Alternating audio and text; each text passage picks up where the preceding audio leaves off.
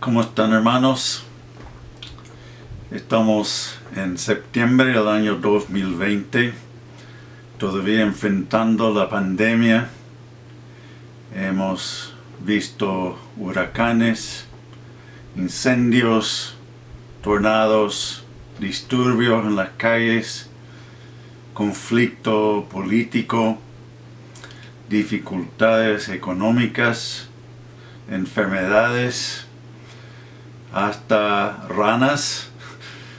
Pareciera que estamos experimentando las 10 plagas de Egipto y necesitamos una palabra de ánimo.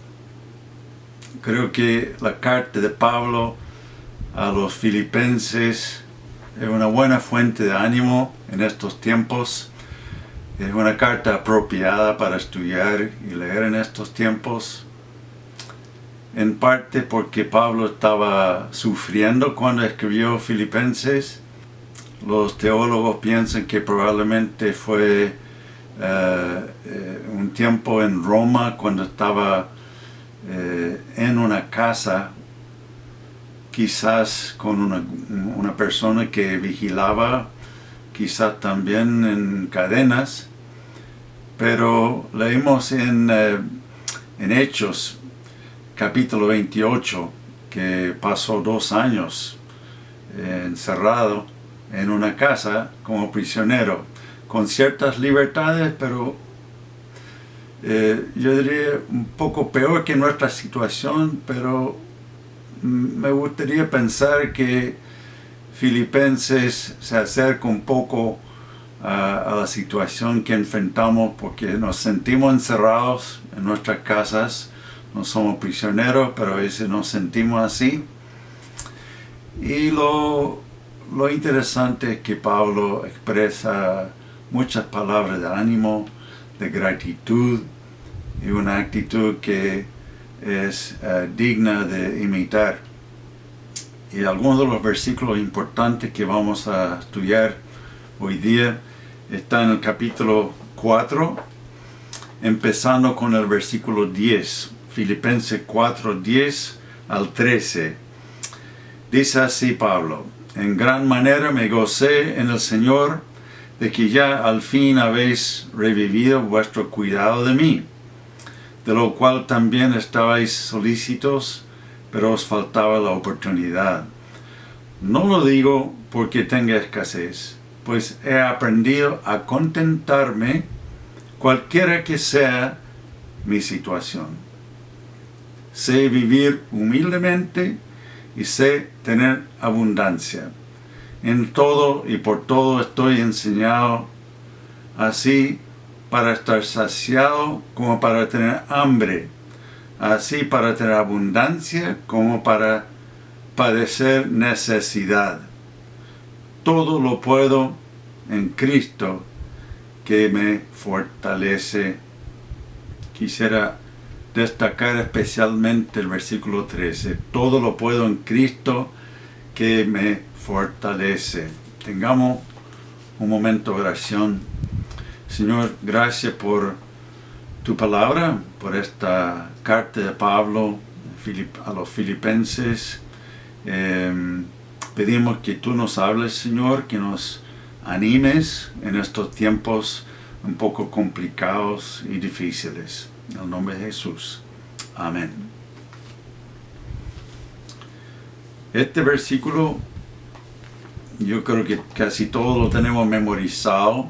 Todo lo puedo en Cristo que me fortalece. Lo usamos bastante y realmente es digno de memorizar y citar. Creo que hay ciertos aspectos que a veces interpretamos mal, sí. Una manera de interpretar mal esto es que Pablo está diciendo que todo lo puedo hacer todo, puedo hacer cualquier cosa, todo en Cristo. Es un poco como el poder del pensamiento positivo. Si tú piensas que puedes hacer algo, si tienes fe, puedes lograr lo que sea. Y hemos escuchado cosas así. en la televisión, en predicaciones. Yo recuerdo un mensaje que escuché una vez y el pastor decía cosas que si, por ejemplo, no debemos estar enfermos, si tuviéramos suficiente fe, no estaríamos enfermos, estaríamos siempre sanos. Y me molestó un poco porque no me parecía bíblico. Y me acerqué al pastor después del mensaje y yo dije, bueno hermano, me parece que si tuviera razón, nadie moriría. Siguiendo lógicamente, la conclusión de tu punto de vista es que si tuviéramos fe, no moriríamos. Yo pensé que con este argumento va a tener que decir, bueno, no quiero decir todo, pero no. Y él insistió, sí, y se tiene razón. Si tuviéramos fe, no moriríamos. Así que yo dije, bueno, parece que estamos leyendo otra Biblia. La Biblia mía habla de que vamos a morir todos. Así que el versículo no está diciendo eso. Todo, puedo hacer todo en Cristo con suficiente fe. No. El enfoque aquí son los asuntos materiales, económicos. Incluso Pablo está diciendo, he aprendido a vivir con mucho y he aprendido a vivir con poco. Está hablando de la situación económica, material, física, y que en ese sentido todo lo puedo en Cristo que me fortalece. Ahora, aquí también, pensando solamente en asuntos materiales, algunos entienden esto mal, interpretan mal el versículo, diciendo que todo lo material podemos tenerlo con suficiente fe. Eso es el evangelio de la prosperidad, ¿no? Si yo quiero tener un jet, un yate, una mansión, si me parece algo que yo quisiera tener, eso es el impulso de Dios, el Espíritu Santo, y si tú tienes fe, puedes tener eso. Tienes derecho a tener todas esas posesiones materiales. Eso tampoco es bíblico, hermanos. Justamente Pablo está diciendo, he aprendido a vivir con mucho y con poco. Y en la vida de Pablo, obviamente, él sufrió mucho. Él estaba en la cárcel justo cuando escribía esta carta, encerrado en su casa en Roma. Pablo fue golpeado hasta casi morir. Sufrió de tantas maneras que él no podía decirle, si tienes fe, vas a tener toda la prosperidad material. No. Pensemos en Jesús también. Jesús vivía con muy poco. Algunos dicen, bueno, pero tenía ropa buena, fina. ¿Cómo sabemos eso? No tenía mucho. Tenía tan poco que las mujeres que andaban con él tenían que financiarlo. Él dependía de la ayuda de varias mujeres que le acompañaban en sus viajes. Así que el cuadro bíblico no es que el que tenga fe va a tener prosperidad material. Así que eso tampoco es el sentido de este versículo. Bueno, ¿qué quiere decir este versículo entonces? Para entenderlo mejor, me gustaría hablar un poco del griego, del cual fue traducido este versículo. Empieza con la idea de las cosas, la palabra que significa todas las cosas. Después viene un verbo que es en griego iskuo, que significa tener fuerza. Entonces quizás una mejor traducción es tener fuerzas. Tengo fuerzas para todo. Y entonces algunos dicen que la idea no es tanto que tengo capacidad de hacer cualquier cosa, sino que tengo las fuerzas espirituales para enfrentar cualquier situación. Un teólogo dice, Pablo está diciendo que tiene la fuerza para enfrentar cualquier circunstancia en el Señor. Y otro comentarista dice, lo traduce, todo lo puedo arrostrar, todo lo puedo arrostrar, gracias al que me infunde las fuerzas. Entonces podríamos quizá traducirlo, todo lo puedo enfrentar en el Señor que me fortalece. Todo lo puedo enfrentar en el Señor que me fortalece. La palabra pequeña en es muy importante también aquí. En Él, en el Señor, solo en Cristo, solo en el Señor tenemos la fuerza. ¿Qué significa en Cristo? Significa con la dependencia en Cristo, confiando en Cristo. Pienso en la figura de la vid en Juan 15. El que está en mí, conectado conmigo, dará mucho fruto. Y aquí también Pablo está diciendo, cuando estoy conectado con Cristo, cuando estoy conectado con el Señor, confiando en Él, dependiendo de Él, es ahí donde tengo las fuerzas para enfrentar cualquier situación. Yo pienso en una casa, necesitamos la electricidad para que funcione todo, para que haya luz, para que tengamos aire acondicionado, el refrigerador, cosas así, para que funcione todo necesitamos la electricidad. Y en la vida espiritual el Señor es la electricidad. No funcionamos sin Él. Las cosas no funcionan sin Él. Piensa también en la guerra. Por ejemplo, un soldado podría pensar, y podría ser el caso, que tiene que enfrentar al enemigo y no tiene la fuerza para ir caminando con su rifle para enfrentar al enemigo. Pero sí en un tanque podía enfrentar al enemigo. Cristo es nuestro tanque, nuestra protección, nuestra fuerza para enfrentar todas las circunstancias difíciles que tenemos que enfrentar. Ahora, recuerden que está pensando especialmente en el aspecto físico material. Tiene la fuerza para vivir con mucho y para vivir con poco.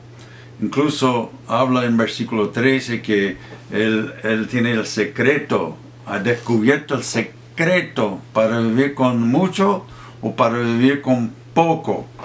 Ahora, ¿cuál es el secreto? Bueno, ya lo dijimos, que el secreto es estar en Cristo, estar en el Señor, confiando, dependiendo de Él.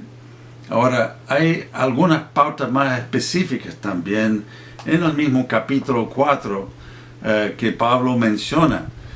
Por ejemplo, en el versículo 6 dice que no debemos estar ansiosos y podemos entregar todas nuestras peticiones, nuestras inquietudes, nuestros problemas a Él. Y si lo hacemos así, tendremos paz. ¿No es cierto? Versículo 6. Por nada estéis afanosos, sino que sean conocidas vuestras peticiones delante de Dios en toda oración y ruego, con acción de gracias, y la paz de Dios, que sobrepasa todo entendimiento, guardará vuestros corazones y vuestros pensamientos en Cristo Jesús. Y sigue en el versículo 8 hablando de pensar en las cosas buenas. Por todo lo demás, hermanos, todo lo que es verdadero, todo lo honesto, lo justo, lo puro, todo lo amable, lo que es de buen nombre, si hay virtud alguna, si hay algo digno de alabanza en esto, pensad. Entonces, enfrentando circunstancias difíciles, podemos enfocar nuestra atención en las cosas positivas también, lo que es digno de apreciar. Y resumiendo, eso es Cristo, fijarnos en Cristo, ¿no es cierto? Si nos fijamos en Él, nos quita la ansiedad y nos da la paz. En el versículo 9 dice, lo que aprendiste y recibiste y oíste y visteis en mí, esto haced, y el Dios de paz estará con vosotros. Entonces hay un aspecto también de obediencia, de estar en Él, seguir su voluntad, vivir de acuerdo con su voluntad, porque si hay algo que nos quita la paz es la culpa. Y el pecado produce culpa. No necesitamos más ansiedad, más sentimiento de culpa en estos tiempos. Así que tenemos que vivir de acuerdo con su voluntad y todos los días fallamos, pecamos, tenemos que limpiar nuestro corazón confesando, pidiendo perdón al Señor para tener paz también. También pienso en lo que Pablo dice en 2 Corintios 12, cuando habla del aguijón en la carne. ¿Se acuerdan? Que pide que el Señor le quite ese aguijón. Y la respuesta del Señor es, bástate mi gracia. Y Pablo acepta su situación porque dice, cuando soy débil, tengo la fuerza del Señor. Así que doy gracias por mis debilidades, porque me acerca al Señor. Estas son algunas pautas más específicas para saber enfrentar las circunstancias difíciles en el Señor. Y todo lo podemos enfrentar de esta manera. Quisiera hablar de un detalle también. La pregunta que tengo es, ¿por qué dice Pablo que ha aprendido a vivir con mucho y con poco? No me cuesta entender que es bueno aprender a vivir con poco. Pero ¿por qué cuesta vivir con mucho? ¿Por qué tiene que aprender eso? Pareciera fácil, ¿no? Pero no es fácil. Nunca he sido muy rico. Pero yo sé que conozco a personas ricas que tienen muchas preocupaciones, tienen muchas decisiones importantes que producen ansiedad y tienen muchas cosas que cuidar también. Si tú tienes una mansión, bueno, tiene muchas más cosas que cuidar. Así que Pablo también tuvo que aprender a vivir con mucho y con poco. Pablo probablemente tenía venido de una familia no muy pobre, por lo menos le mandaron a tener una buena educación, y muchos comentaristas piensan que probablemente venía de una familia con, por lo menos no pobre, sino bastante rica. También la riqueza produce tentaciones, dificultades espirituales. Jesús dice que es más difícil para un camello, Marcos 10, 23, más fácil que un camello pase por el ojo de una aguja que un rico entrar en el reino de Dios. Que la riqueza tiende a producir un sentido de independencia, de autonomía, de que no necesita nada. Así que a veces la riqueza aleja a una persona del Señor. Me hace pensar en Proverbios 30, versículos 8 y 9, que dice, no me dé pobreza ni riqueza, dame a comer mi porción de pan, no sea que me sacie y te niegue. Ahí está la riqueza. No sea que me sacie y te niegue y diga quién es el Señor, o que sea menesteroso y robe y profane el nombre de Dios. Ni riqueza ni pobreza. Pablo tuvo que aprender a vivir con mucho y a vivir con poco. Cuando estaba en Costa Rica aprendiendo español,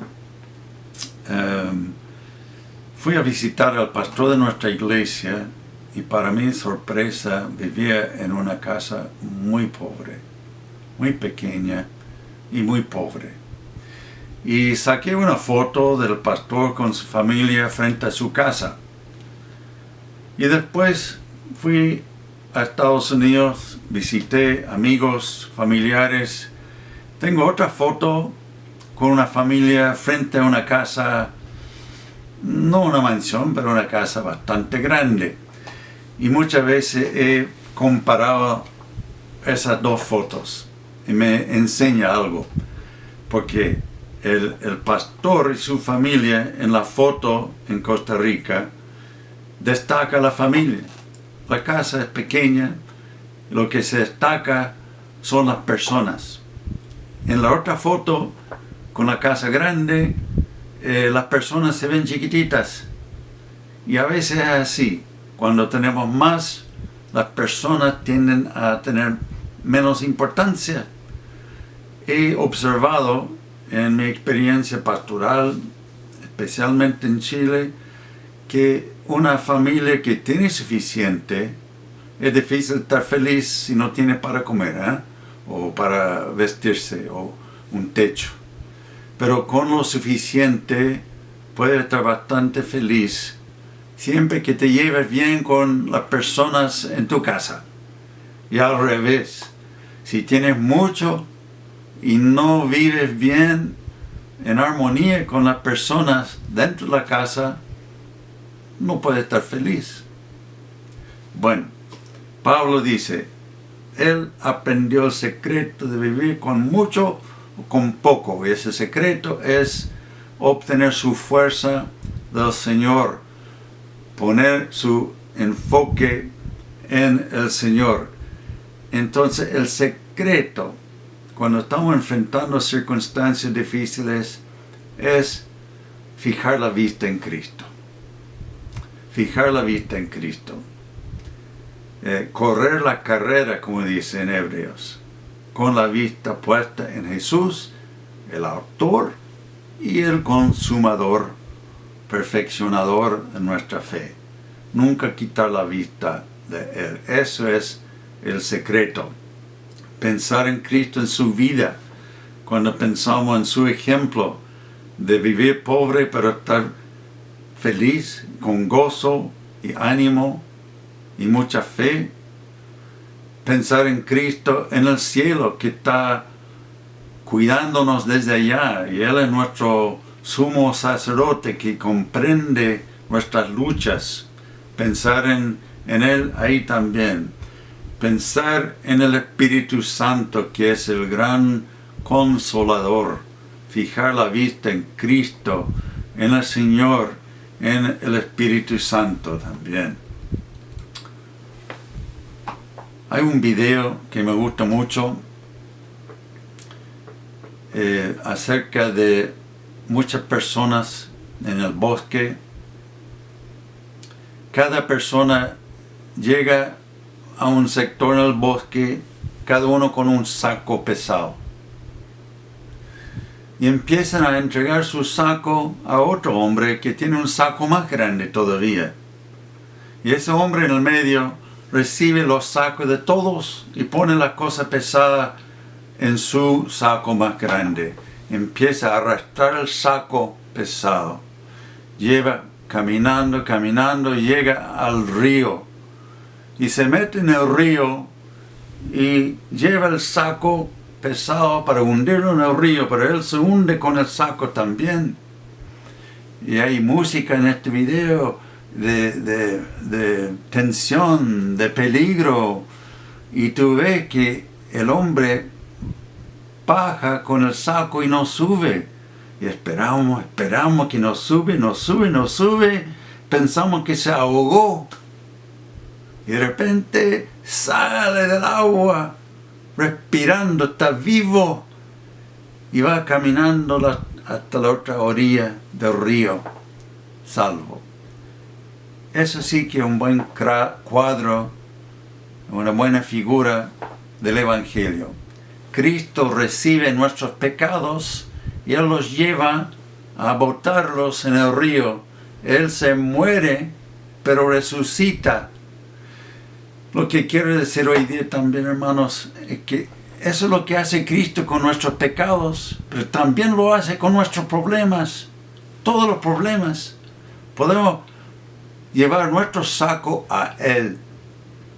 Todas las circunstancias, los problemas, las inquietudes, las enfermedades, lo que sea, llevarlo a Cristo y Él los pone en su saco y Él los lleva al río con Él. Y Él se muere, resucita también para salvarnos del pecado y la condenación eterna, pero también de los problemas actuales que estamos viviendo ahora. Así que acércate a Él y lleva a Él todas tus ansiedades y tus problemas. Oremos, hermanos. Señor, gracias por tu palabra, por estos versículos que nos animan, que en ti podemos enfrentar cualquier circunstancia. Estamos luchando, Señor, con muchas cosas, pero gracias por llevar nuestros problemas en ese saco, tal como llevaste nuestros pecados a la cruz. Pedimos que lleves también nuestras ansiedades, nuestras enfermedades, nuestras dificultades económicas, nuestra falta de trabajo, nuestras luchas de todo tipo, Señor. Pedimos que los lleves tú en ese saco, que también los lleve a la cruz. Pedimos perdón, Señor, cuando hemos tenido poca fe y mucha ansiedad. Enséñanos a confiar en ti y buscar la fuerza para enfrentar cualquier cosa en ti. En el nombre de Jesús. Amén.